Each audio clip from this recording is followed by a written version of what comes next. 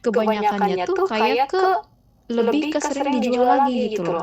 Nah, kalau misalnya sering dijual lagi, terus yang make siapa gitu loh. Oke. Terus Gitu. intinya maksudnya intinya pertanyaannya Kak Ropi ini kalau kita jual ke yang jual lagi terus yang pakai produk kita butuhnya siapa? Gitu kan? Iya Nah, gitu. iya Terus sebenarnya terus apa saya lagi? jadi kalau misalnya kayak gitu, jadi ini tuh awalnya gimana sih gitu katanya. Kayak apa nge-stuck di situ-situ aja, kayak aku tuh percuma-cuma banget gitu. Ini bukan percuma sih, jadi kayak bikin dari awal join gitu kan. Dari awal join bikin website pertama kali, udah banyak-banyak gitu kan bikin sampai muak gitu kan. Hmm. Tapi ya ujung-ujungnya tuh ya kayak begitu gitu, kayak ya anjir lakunya cuman ke beginian doang gitu, kayak jarang ada yang make gitu loh, lebih Oke. kebanyakan pakai yang offline gitu karena apa sih, Yang cetak gitu ini maksudnya. orang tua, iya orang tua sekarang itu kan kayak menjauh-jauhkan anaknya itu kan dari HP gitu kan. Nah, Hmm. dia lebih ke ini apa sih, nggak tahu khawatir atau gimana gitu ya. Kalau misalnya pakai HP tuh bukan ke belajar worksheetnya, tapi kayak YouTube, game gitu, tapi pakai HP orang tuanya dengan dalih worksheet anak, ngerjain worksheet anak gitu loh. Kayak gini sebenarnya terkait pertanyaan Karopi ini sebenarnya itu balik lagi ke target market masing-masing. Itu yang pertama dulu. Kemudian kalau orang yang ngelihat orang ngejual lagi produknya kayak yang reseller gitu misalnya, itu karena ya memang dia taunya di situ lagi belajar tertarik ke bidang itu. Ngerti nggak maksud aku?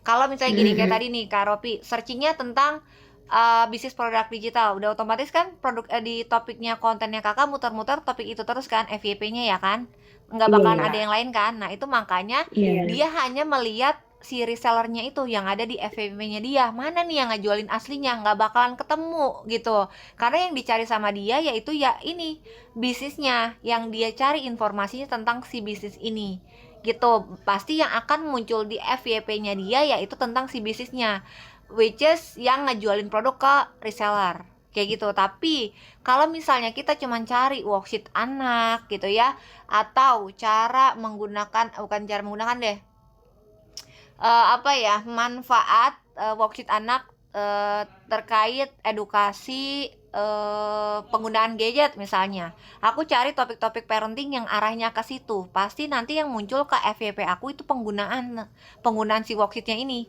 atau penggunaan produknya lah intinya atau ya nggak perlu worksheet anak juga sih sebenarnya target market user itu banyak banget yang bimbingan sama aku yang berhasil juarin produk ke user itu banyak tapi random produknya random itu dalam artian nggak selalu worksheet anak ada yang jual resep makanan itu ada pasarnya bahkan sampai awal pun aku berpikir resep makanan emang ada ya yang mau beli ya kadang karena kan sekarang udah tinggal cari di Google gitu ya ChatGPT bisa Iya, tanya benar ya benar. gitu kenapa resep makanan itu masih bisa laku ternyata ada satu member bimbingan aku arahin itu ternyata dia bisa karena memang dia punya resepnya itu ada resep rahasianya lah paling nggak di dalam itu yang nggak dibagikan dicari dimanapun itu nggak ketemu nah tapi itu balik lagi ke personal branding siapa yang nawarin si produk ini kalau teman-teman nggak pernah ngontenin masakan tiba-tiba mau jual resep masakan ya yang siapa yang mau beli ke teman-teman kan itu balik lagi ke situ sebenarnya gitu terus ada juga yang bimbingan sama aku dia jualnya itu pola rajutan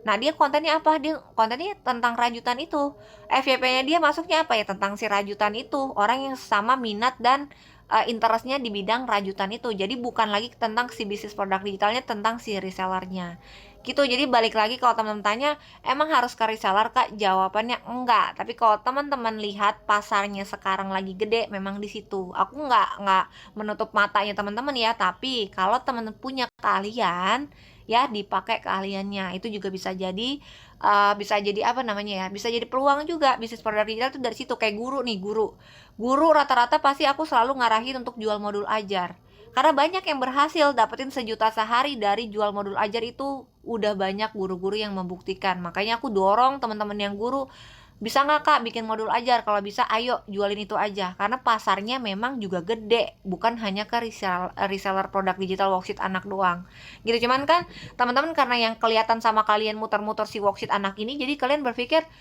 aku rencananya sih mau jualnya worksheet anak kak mau jual produk digital anak padahal belum tentu itu tuh pasarnya oke ngerti nggak maksud aku gitu ya jadi teman-teman Iya, paling nggak benar. kebuka dulu pikirannya kalau jual produk digital itu tidak selalu ke reseller, tapi kalau teman-teman tanya sama aku pasarnya sekarang lagi gede di mana, ya di reseller ini gitu. Karena kita ya juga, teman-teman lagi di sini searchingnya kan lagi produk digital aja ya, pasti muncul itu aja teman-teman gitu, isi worksheet itu, dan cara reseller jual lagi, hak jual kembali, itu aja yang akan muter-muter terus di FYP-nya teman-teman. Kecuali kalian punya satu akun yang nggak pernah cari informasi tentang produk digital sama sekali gitu ya, itu nggak mungkin tuh muncul tuh di kalian cara jual produk digital. Even ada yang FYP 1-2 aja, nggak akan berulang, percaya sama aku gitu. Kayak gitu sih teman-teman. Jadi wajib nentuin target market di awal.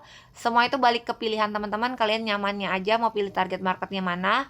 Aku di sini hanya membantu teman-teman, ngarahin teman-teman aja ya sesuai target market yang dipilih kayak gitu. Misalnya lewat jual worksheet, apa tuh pertanyaannya? Coba Kak, ini deh, apa namanya, buka kolom komentar. Iya, aku nih kalau kayak gini bolak-balik. Kalau jual mahasiswa berarti kontennya gimana? Kalau targetnya mahasiswa, nah tergantung. Kalau targetnya mahasiswa tapi produk digitalnya apa dulu nih? Kan kalau mahasiswa tuh bisa jual template CV untuk mahasiswa yang udah mau lulus, bisa jual template makalah atau tugas, itu juga bisa jual ini apa, template skripsi, itu juga laku gitu ya. Coba teman-teman lihat deh, banyak kok aku sering muncul di FYP aku gitu ya, karena aku suka bantuin teman-teman lain juga nyari ide produk digital untuk niche-nya teman-teman sendiri. Makanya suka muncul tuh orang yang pakai akun link ID tapi jualnya produk-produk yang ke user. Salah satunya itu Nah, iya jualin gitu. produk tentang ini si apa tuh namanya, skripsi. Dia ngejualin, dia buka jasa prom untuk bikin skripsi cepet gitu. Ada juga yang jual kayak gitu. Jadi balik lagi tergantung target marketnya teman-teman kayak gitu ya. Kalau posting satu konten satu hari berapa konten? Satu hari satu aja. Pokoknya satu aja dulu lah teman-teman, gak usah muluk-muluk, nggak usah wah kayaknya bisa nih brutal konten gitu ya, kayak posting sehari tuh sampai 5-6, nggak usah, satu dulu aja. Tapi setiap hari kalian lakukan secara konsisten gitu. Kalau guru selain modul ajar, RPPM, LKPD itu bisa dijual ke Asri ya.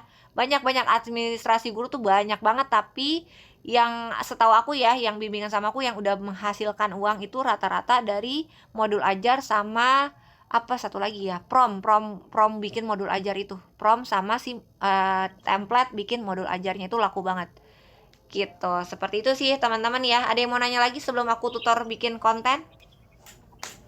Saya kamu tanya, Ya boleh, kalau silakan. misalkan kita bikin produk sendiri itu medianya cuma dari Canva aja gitu ya.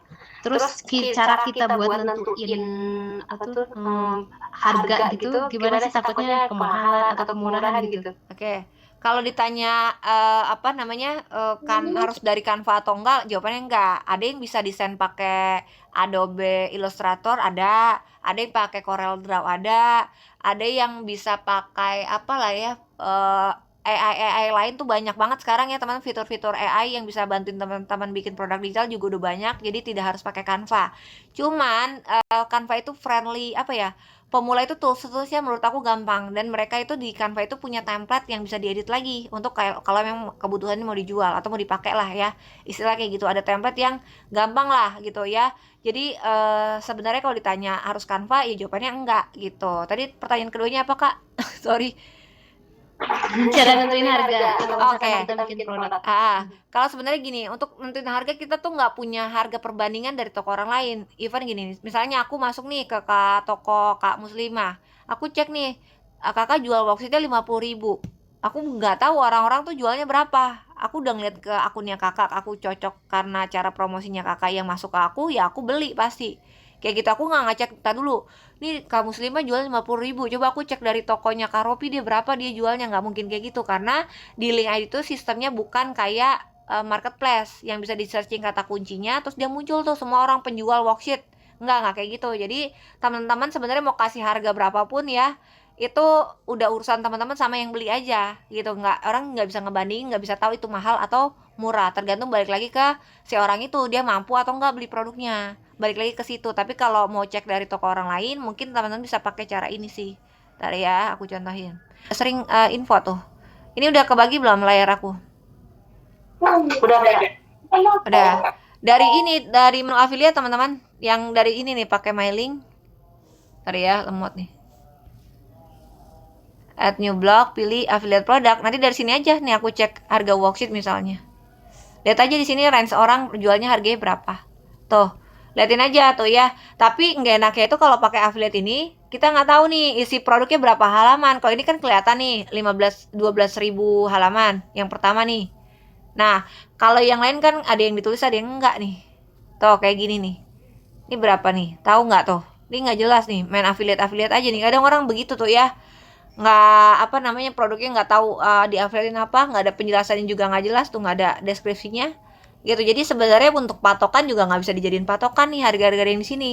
Tapi ya kalau teman-teman bingung mungkin orang rata-rata jualnya segitu ya udah deh aku jual segitu, mungkin itu bisa juga jadi patokan teman-teman gitu. Tapi kalaupun teman-teman di sini nentuin harga sendiri itu juga sah-sah aja kok ya. Kayak gitu, nggak disalahkan, nggak dibenarkan juga, pokoknya terserah aja. Kecuali gini, kadang ada seller atau penjual, misal teman-teman jual, kalian beli produk dari aku nih, aku udah punya harga minimumnya aku. Jadi yang beli produk aku nggak boleh jual produk aku di bawah harga 50.000 misalnya. Ya itu teman-teman berarti nggak boleh nurunin harga. Ada juga beberapa seller yang kayak gitu. Itu biasa ditentuin sama yang punya produk yang awal nih, yang bikin produknya dia yang menentukan. Itu harganya nggak boleh dijual di harga berapa. Tapi sebanyak yang aku cek itu rata-rata jarang sih mereka ngebebasin resellernya untuk menjual berapapun harga produknya, mau dijual lebih rendah ya, mau lebih mahal terserah. Tapi ada juga yang seller udah nentuin, dia punya lisensi, ditulis di dalam produknya dilarang menjual produk ini di bawah harga berapa gitu. Nah kalau udah ada begitu keterangannya, ya berarti teman-teman jangan maksa untuk jualin dia lebih murah gitu. Itu biasanya dia takut harganya harga jualnya dia tuh rusak gitu ya. Dia ngerasa produknya bagus banget, makanya dia nggak mau tuh. Itu biasa itu apa ya namanya ya, lupa deh aku namanya. Dia makanya punya minimum harga jual. Kalau di atasnya ya boleh pasti. Kalau di atas itu udah terserah, kalian mau naikin sampai 200.000 juga ya nggak masalah, tapi nggak boleh diturunin di batas minimumnya dia di 50.000 misalnya. Kayak gitu. Itu sih ada juga beberapa seller yang kayak gitu soalnya. Teman-teman perhatikan aja di dalam produknya, suka ada kok keterangannya. Tapi selama nggak ada ya berarti aman. Kalian mau kasih harga 0 juga terserah, boleh gitu. Kayak produk-produk aku tuh rata-rata ini bebas, kecuali yang landing page sama yang 1000 worksheet tuh, itu nggak boleh ya. Itu ada minimum harganya, teman-teman cek aja. Seperti itu teman-teman. Iya silakan. Jadi sebenarnya yang orang-orang jual itu jualnya di platform link ID. Berarti kalau semisal orang mau cari worksheet anak, dia juga harus buka link ID gitu ya Kak, maksudnya ya? Kalau mau jual tuh mau beli. Benar, misal ada orang mau beli. Ini kan selama ini saya lihat itu orang-orang bikin produk digital kan link ID semua gitu kan. Nah, pertanyaan saya, bukankah biasanya ibu-ibu itu saya aja belikan buat ponaan itu belinya di Shopee. Nah, itu gimana ya Kak? Apa memang kita itu pembelinya itu biasanya sama ini yang memang bukanya di link ID atau gimana ya Kak ya? Oke. Jadi kalau misalnya kalau Shopee kan itu, kalau link ID kan masih, kalau memang bukan kita yang cari tahu tentang bisnisnya itu pasti nggak tahu, pasti awam apa sih link ID gitu ya. Ya kalaupun tahu ya hanya website aja gitu yang terhubung ke produknya, tapi selebihnya nggak tahu.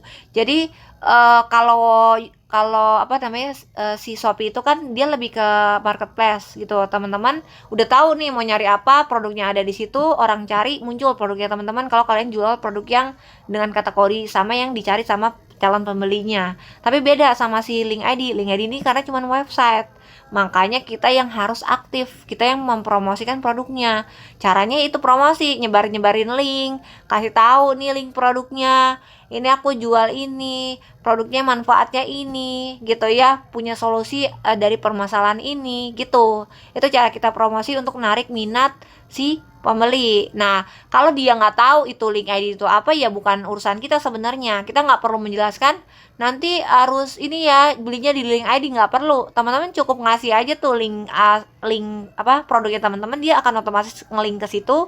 Ya dia nggak akan tanya ini link ID ya, ini ya websitenya ini bagus nggak nih buat jualan gitu, nggak mungkin, karena kita sistemnya bukan bukan marketplace, jadi dia juga nggak bakal nanya. Ya kayak gini aja, teman-teman misalnya buka satu situs deh, misalnya masuk ke situs orang punya website, teman-teman masuk ke situsnya, ya udah kan kita sekedar tahu di situ ada apa gitu ya, informasi apa, ada produk apa yang bisa dilihat, bisa dibeli, bisa diakses, tapi kita nggak perlu tahu itu cara bikin website kayak gimana gitu ya. Itu kalau target market kayak user ya. Tapi kalau teman-teman targetnya ke reseller, ya pasti dia udah tahu, oh ini jualnya di link ID, oh itu website, taruh produknya di situ gitu, dan segala macamnya. Seperti itu, balik lagi sih sebenarnya ke target market masing-masing gitu Kak. Terus gimana? Apakah bisa yang tadi video yang dikasih itu video apa yang kumpulan worksheet anak itu bisa nggak ya dijual di Shopee gitu? Oke, sebenarnya kalau dijual di Shopee bisa-bisa aja. Cuman aku udah pernah nih, dulu awal aku nyoba mau jualan di Shopee. Menurut aku biar gampang gitu ya, nggak usah promosi-promosi. Ternyata nggak bisa teman-teman, di take out. Karena dibaca sama Shopee itu kita produknya nggak punya bentuk fisik gitu. Karena kan si Shopee ini khusus yang ada fisiknya kan, gitu. Jadi nggak bisa teman-teman, itu kalau mau ya di print dulu, baru kita jualin filenya. Printannya banyak kok yang jual di Shopee itu, banyak banget. Worksheet anak tuh murah-murah, tapi dalam bentuk file. Nah, kalau teman-teman punya rencana mau niat jualin filenya juga dalam bentuk printan, ya boleh jualnya di Shopee gitu. Tapi nanti pada saat ada yang CO, ya kita kirim si file udah di printnya itu, si worksheetnya misal 50 lembar, ya udah printin dulu worksheetnya gitu. Karena mereka bukan beli akses filenya aja. Atau juga bisa misal teman-teman punya trik kayak gini, teman-teman jual produknya soft hard